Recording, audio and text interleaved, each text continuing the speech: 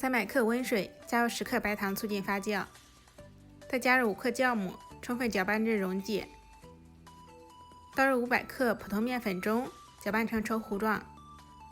我们可以多搅拌一会，这个过程就相当于揉面。搅好之后，上面再抹上一层食用油，锁住内部水分。放入40度左右的温水锅里，盖上盖，发酵至2倍大。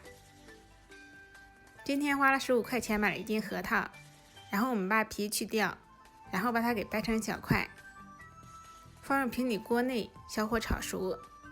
这个时间不太固定，我们可以根据它的香味以及我们尝一下它的口感来判断是否炒熟。然后盛出，把核桃砸碎，根据个人的口感加适量的白糖或者红糖，搅拌均匀备用。这个面糊体积变大，扒开之后像老丝瓜瓤组织一样，就发酵好了。我一共发酵了1个半小时。